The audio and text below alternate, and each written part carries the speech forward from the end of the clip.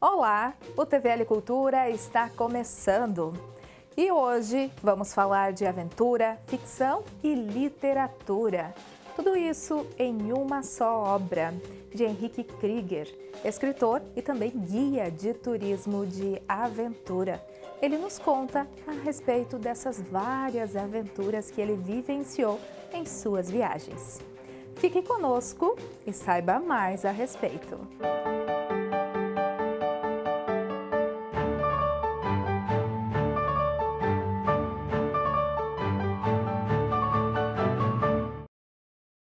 Trilhas, destinos, aventura. É sobre tudo isso e um pouquinho mais que nós vamos falar agora. Quem vai nos contar a respeito é o guia de turismo de aventura e escritor Henrique Krieger, que está aqui conosco e vai falar sobre a sua obra Contos Andinos, que escreveu depois de muitas aventuras por aí. É isso, Henrique? Seja muito bem-vindo ao TVL Cultura. Obrigado pela oportunidade de estar aqui hoje contando um pouco dessa história. E sim, os Contos Andinos nasceram a partir de algumas experiências que eu vivenciei em algumas viagens aí pelos países da América do Sul aos pés da Cordilheira dos Andes. Fui atrás de montanhas e encontrei muito mais do que isso escondido em cada povoado ali. Encontrou várias histórias. Sim, exatamente. Os contos nasceram, o livro por si, ele não conta diretamente, é um relato de viagens, mas de uma forma indireta. Ele não aborda especificamente o que eu vivenciei em cada dia, não é aquele livro do tipo, saí hoje às 7 da manhã e fui conhecer tal ponto turístico. O livro ele traz 9 histórias e as narrativas elas são embasadas em visões que eu tive assim, de cada um dos lugares, em impressões que eu criei em cada uma das principais cidades que eu visitei quando eu fui para subir montanhas. A gente acaba vivenciando um pouco da cultura de cada local, né? Porque uma montanha ela nunca está no meio de um centro urbano, ela sempre está numa região mais afastada. Então, tu te aproxima muito do aspecto humano de cada um desses países. E aí, conversando com o pessoal, a gente vai criando certas impressões a respeito de questões culturais, políticas e até religiosas de cada local. E aí eu tentei criar personagens e casos fictícios para tentar traduzir um pouco do que eu senti em cada uma dessas localidades nessas viagens. Então, quem for ler o Contos Andinos vai saber um pouquinho da história, da realidade das tuas aventuras e um pouquinho da ficção também. Isso, o gênero do livro é realismo fantasioso, né? O realismo fantástico. Então, segue uma narrativa padrão, como se fosse um conteúdo cotidiano, e de repente algum fato extraordinário acontece no meio da história, e esse fato geralmente ele está associado a algum aspecto específico que eu quero destacar naquela história. Mas isso de uma forma indireta, para não dar tudo mastigado. A ideia é fazer com que o leitor fique com uma pulga atrás da orelha mesmo do que ele quis dizer com isso, e instiga o pessoal a sair do sofá e viajar, porque vale a pena, tu acaba mergulhando num universo totalmente distinto do que tu vive no dia a dia, né? Aí pesquisar e aprender, aí conhecer também, né? Não é tão difícil viajar assim, né? Não, ainda mais hoje em dia que a gente tem tanta ferramenta na internet, as viagens do estilo mochilão, por assim dizer, um viajante mais independente ficou cada vez mais comum. Então o pessoal tem essa possibilidade de poder se aventurar numa região mais extrema, mais periférica de alguma localidade, sem ter aquele risco de, onde é que eu vou me enfiar aqui? Não vou me colocar em risco nem nada. Então, a ferramenta da internet facilitou bastante isso para desenvolver esse tipo de viajante e o pessoal mergulhar cada vez mais na cultura de cada local mesmo. Sabe que você tocou num ponto bem importante, que é legal ir viajar, explorar a sua própria cidade também, mas tem que ter um guia, né? Que conheça o local também para você não se perder, isso é importante. Eu sou suspeita a falar porque eu atuo também como guia de turismo de aventura, mas não é nem exclusivamente por uma questão de segurança da própria pessoa. A gente enfrenta sérios problemas, especialmente na nossa região aqui, pelo clima, pelo relevo, a vegetação que a gente tem. O fato de tu frequentar certos locais acaba trazendo um impacto ambiental, um certo tipo de erosão ou algo do gênero. Eu não estou falando especificamente da pessoa chegar e jogar lixo na trilha ou qualquer coisa assim. Sim. O ato de frequentar mesmo acaba trazendo uma consequência em cima disso, especialmente em grupos maiores.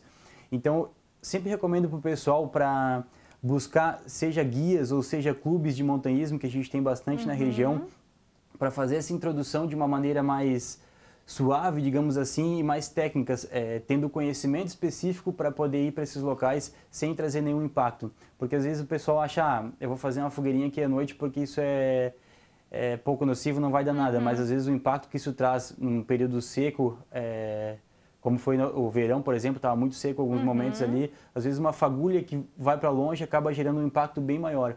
E existem ferramentas, existem fogareiros portáteis e afins para tu poder levar para essas áreas e evitar esse tipo de atividade, como por exemplo fogueiras. Então, que dica bacana. Isso, exatamente. O pessoal tem que buscar, acho que seja guias que vão passar essas informações ou clubes de montanhismo mesmo, para pegar primeiro o conhecimento técnico e depois se aventurar sozinho, respeitando as normas de mínimo impacto ambiental. Muito bem.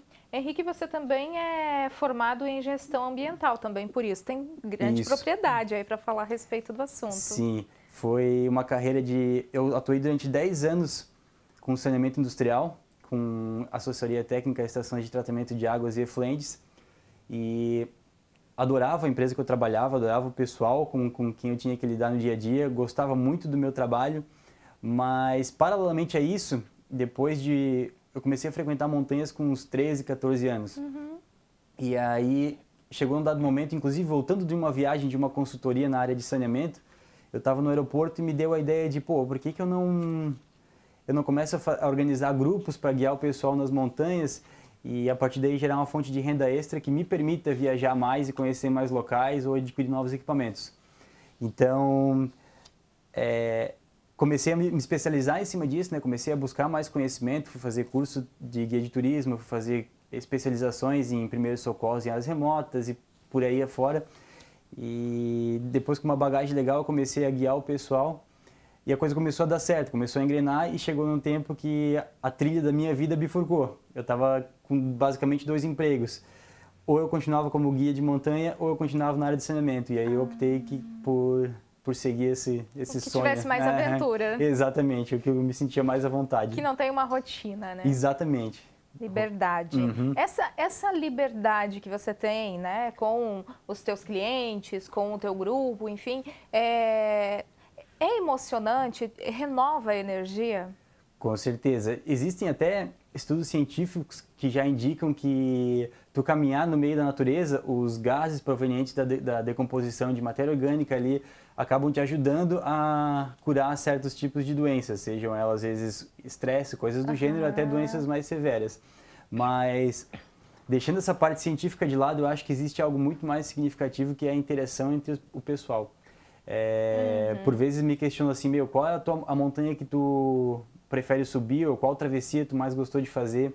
Eu sempre digo que a mais legal é a próxima, porque cada vivência é uma vivência distinta, cada travessia é um sentimento diferente e a gente está acompanhado de pessoas diferentes e tu ter essa interação com o pessoal, essa troca naquele ambiente que foge totalmente aquilo que a gente tem no dia a dia, aquilo que nos cerca, que às vezes nos desvia muito, atenção ou qualquer coisa assim, ali está todo mundo unido, o grupo bem unificado, bem coeso, em prol de um objetivo que é concluir aquela travessia. Então, o sentimento que rola, essa troca entre as pessoas, eu acho que é o mais legal de tudo que o montanhismo proporciona. Pô, que bacana. E já que o que é para ti é a próxima, né, o melhor, qual foi o maior desafio nessas aventuras? Olha... Porque teve montanhas, matas e tudo mais, né? Sim. Eu tive algumas experiências na Cordilheira dos Andes, subi algumas montanhas de seus 5.000 e poucos metros, mas existe um fator muito especial, digamos assim, na nossa região aqui, porque subir uma montanha nos Andes é totalmente diferente de subir uma montanha aqui em Santa Catarina, especialmente no Vale do Itajaí. A nossa condição de mata é muito mais fechada, o desafio de navegação acaba sendo muito maior. Então, o que a gente não tem de altitude, a gente tem de outros fatores que complicam. E o pessoal tende muito a valorizar sempre o mais alto. Eu quero chegar ao máximo de altitude que eu puder. E como se isso fosse diretamente proporcional ao nível de dificuldade. Não é. Existe o fator altitude, com certeza, existe uma aclimatação a ser feita e, enfim, uma série de procedimentos. Mas as aventuras mais complicadas que eu tive foram aqui na região sul do país, Existem algumas travessias de montanha que duram em torno de 3 a 5 dias, dependendo de como tu te planejares, mas essas travessias são em trechos de Mata Atlântica bem fechada, a navegação é bem complicada. Existem alguns obstáculos no caminho, por exemplo, gretas, às vezes do lado de rocha, que a água acabou cavando ao longo do tempo, fica aqueles buracos com 7, 8 metros que corre risco de cair, assim como tem gretas na neve, para quem vai atravessar glaciar, a gente também tem as nossas na mata aqui. E o fator chuva, o fator climático varia muito aqui no sul do Brasil, então todas essas questões somadas aí tornaram algumas travessias que eu fiz aqui no sul, especialmente ali no Paraná, próximo a Curitiba, acho que os desafios mais intensos que eu tive até o momento. Poxa, e um pouquinho dessas histórias também estão aqui. Isso, especificamente tem um conto ali, a última história, chama O Diário de um Vagamundo, que ela traz uma vivência minha subindo uma montanha nos Andes. E aí, evidentemente, tive certos contratempos no caminho e talvez de todas as histórias que estejam aí, essa seja a mais pessoal, aquela que mais traz meus sentimentos e sensações durante uma determinada parte da viagem. Deu medo, friozinho na barriga? Não deu medo, assim. Acho que não tinha muito tempo para ter medo naquele momento. Entendi. Eu tive outros contratempos que acabaram me prejudicando e não chegou a dar medo, mas deu muito, por exemplo, saudade de casa, que estava viajando tranquilo, mas naqueles momentos onde tu te vê sozinho, assim, a primeira coisa que tu pensa é no conforto do lar, no abraço do pai, da mãe, e enfim, deu saudade de casa, mexeu bastante com o psicológico, então foi bastante intenso e parte disso aí está aí nos Contos Andinos. Muito interessante. E tem que ter toda uma preparação também para ir, né? Não é uma pessoa sedentária assim, por exemplo, não pode ir escalar uma montanha. Tipo, vou me inscrever hoje, amanhã tô lá. Não, tem que ter uma preparação. Isso, né, exatamente. Quando eu organizo praticamente todos os fins de semana grupos para levar nas trilhas e montanhas aqui da nossa região. E cada evento desse é um evento distinto, cada um com o seu grau de dificuldade, os seus aspectos que vão dificultar a caminhada. Então, quando eu não conheço a pessoa, eu sempre tento conversar com ela um pouco antes para traçar um perfil, saber mais ou menos o quanto que ela pratica de exercícios físicos, qual a experiência dela no ambiente outdoor, porque uma coisa é tu caminhar ou tu correr no asfalto, outra é tu caminhar e correr num terreno totalmente irregular, quanto é uma subida de uma montanha. Então, a gente tem essa conversa, traça esse perfil e eu sou bem transparente em dizer para a pessoa que, ó, eu recomendo que tu não vá nessa, por exemplo. De repente, começa por aqui, vamos caminhando, fazendo um degrau de cada vez, até para não tornar a caminhada uma coisa desprazerosa, porque uma vez que uma pessoa tem uma experiência muito ruim na montanha, a tendência é que ela acabe desistindo. E não é a ideia, porque acho que subir uma montanha, muito mais do que chegar no cume, é conhecer a si mesmo. Em determinadas partes do trajeto, a gente vai aprendendo muito sobre o que a gente pensa, sobre o que a gente sente, como o nosso corpo age. Então, colocar uma pessoa num desafio que é muito além do que ela deveria, não é não é muito legal para ela mesmo, não é nem questão de topa tudo por dinheiro, assim, sabe? Tem que haver dar esse norte pro pessoal para tornar uma coisa prazerosa e o pessoal realmente curtir aquilo que está fazendo e desfrutar o que tem de melhor em cada caminhada. Maravilha! Aprendendo muito aqui com o Henrique e com o livro Contos Andinos. E falando mais sobre ação, aventura, trilhas, a gente vai voltar então no próximo bloco, tá, Henrique? Que esse já está acabando por aqui. Voltamos daqui a pouquinho então, depois do intervalo, com mais sobre o Henrique Krieger e também sobre o seu livro Contos Andinos. Não saia daí.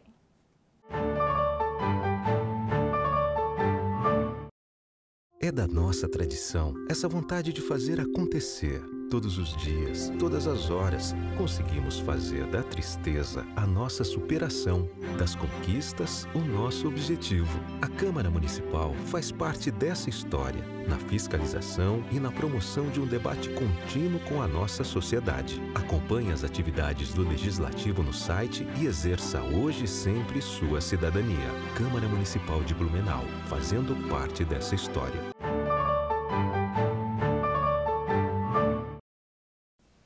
Voltamos com mais histórias do livro Contos Andinos. Aventura, trilhas e muito conhecimento pelo Brasil e fora do Brasil também. Quem nos conta mais a respeito é o autor dessa obra, né? Que continua aqui conosco, Henrique Krieger, que além de guia de turismo, de aventura, agora é também escritor. Tem uma parte que você falou no bloco anterior, né, de um desafio, que foi a respeito de uma montanha, que você até citou alguma coisa também fora do Brasil e aqui, né? Mata, neve. Mas, e para escrever o livro, teve algum desafio? Teve uma parte difícil ou foi tudo muito bom? Foi uma aventura. Foi uma aventura também. A ideia de escrever o livro, ela veio desde a infância, assim, eu tinha aquela coisa de criança, de um dia eu vou escrever um livro. E sempre fui apaixonado por literatura, a minha mãe sempre me estimulou bastante a ler, embora eu não lia muita coisa que eu ganhava. Mas, num dado momento, assim, pegou o bichinho da literatura, mordeu, então eu comecei a ler bastante. E depois de um tempo viajando aí pela América do Sul, por alguns países, veio a ideia de escrever os contos andinos e tentar passar um pouco das vivências que eu tive em cada um desses locais. E, assim, é importante que fique claro, antes de qualquer coisa, que eu não tenho nenhuma formação em letras ou qualquer coisa do gênero em literatura. E tampouco acredito que eu tenho um dom, um talento para isso. Eu acho que eu simplesmente gosto de escrever. E você tem o conhecimento do que você escreve. Isso, e aí me deu o trabalho de sentar efetivamente na escrivania e colocar tudo isso no papel. Então, para surgir as histórias foi uma coisa quase que natural, assim, foi muito prazeroso colocar, até porque o gênero das histórias é o realismo mágico, o realismo fantasioso, então não me prendia muito. Se eu quisesse colocar qualquer coisa mirabolante no meio do caminho, eu poderia colocar. Mas enfim, escrevi todas as histórias, estava ali, eu não diria um livro, mas eu tinha um monte de histórias prontas. E o processo mais difícil pelo qual eu passei foi o de transformar essas histórias efetivamente numa obra, transformar isso num livro. E aí eu vou aproveitar para abrir um parênteses aqui e agradecer duas figuras que foram fundamentais nesse processo. A Soila, através da Mono Produções, e a Nani, através da Nani Pereira Comunicação e Arte. Nossas queridas essas duas, exatamente, aqui. Foram elas que deram o toque mágico de pegar aquelas palavras em papéis avulsos e transformar efetivamente isso numa obra. Olha. E agora está fazendo isso atingir um público maior. E como eu falei anteriormente, eu não tenho nenhum talento para escrever exorbitante, tampouco uma formação nisso. Então acho que tem muito escritor aqui na região que com certeza tem muito material de qualidade preso na gaveta e isso não vai para frente porque chega no momento que a coisa fica travada. A gente não sabe para onde correr.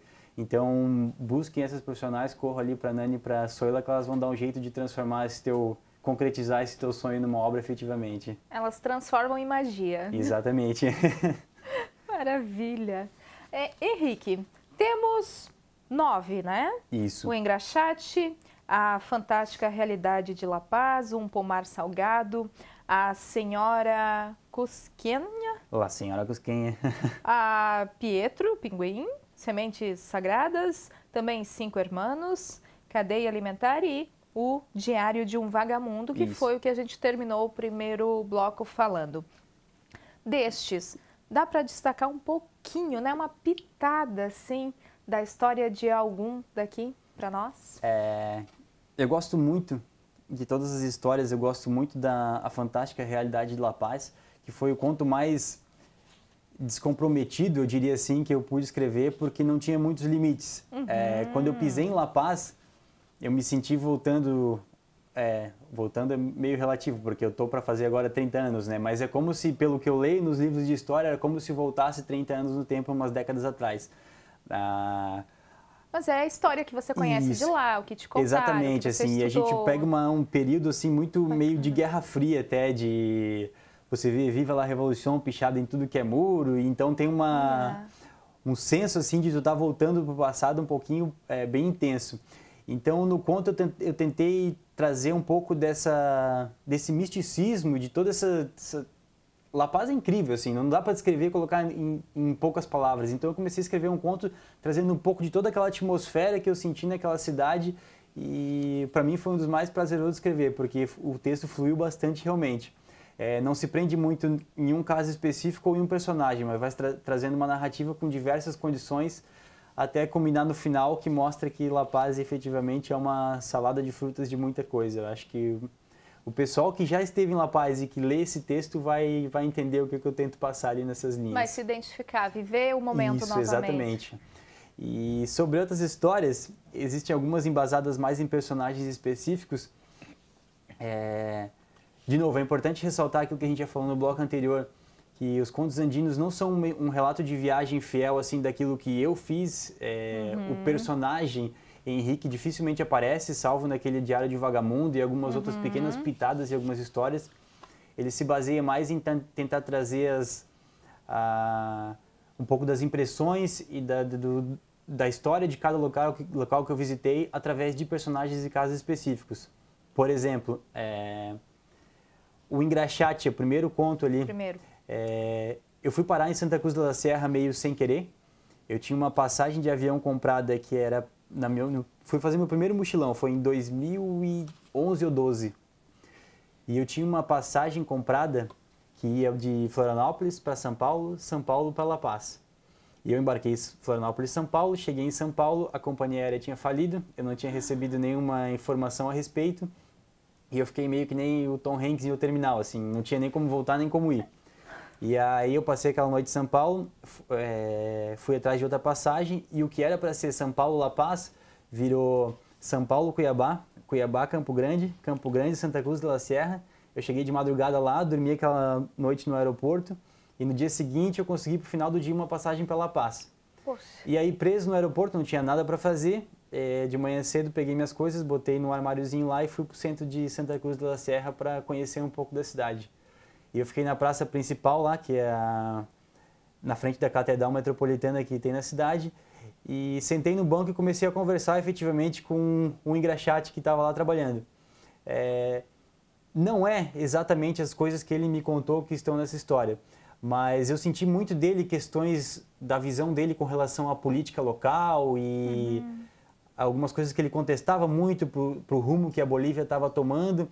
Então, na história, coloquei um personagem engraxate e criei uma situação assim que ele fica um pouco incômodo e através disso aí eu tento passar um pouco de uma visão política que foi a visão que ele me passou, que eu percebi que é muito da cidade de Santa Cruz com relação ao resto de La Paz. Então assim surgiu o Engraxate. Não é a história fiel daquele personagem, mas aquele personagem me ajuda a contar a condição política ou a visão política de Santa Cruz de la Sierra. Poxa, e uma pessoa que está ali observando um todo, né? Exatamente. O maior prazer do viajante eu acho que é esse. O pessoal se prende muito hoje em dia, até pelas informações estarem muito fáceis, né, na internet hoje em dia, o pessoal pega, monta um roteiro e se prende, fica engessado naquilo. E eu acho que nisso tu perde muito, porque o ato de tu chegar numa cidade, sentar no banco de praça, conversar um pouco com os moradores locais, vivenciar e sentir o que cada local tem para trazer, eu acho que é o que diferencia mesmo um viajante, um mochileiro de um turista que meramente foca em pontos turísticos específicos, né? Você já tem a contagem de quantas viagens você fez? Para os Andes foram 4 ou 5, não me lembro de cabeça agora. Mas aí para o Brasil eu também já viajei bastante, quem sabe... Isso no futuro viram contos brasileiros ou algo do gênero. Olha, te esperamos para a entrevista aqui, né? Não vai esquecer da gente depois que ficar famoso aí pelo Brasil afora, né? Rede social ou contato para quem quiser te conhecer melhor, para quem quiser conhecer um pouquinho mais do teu livro também. Ele também estará à venda, né? Isso. Na livraria Blue Livro, a partir de amanhã. Isso. Mas as redes sociais...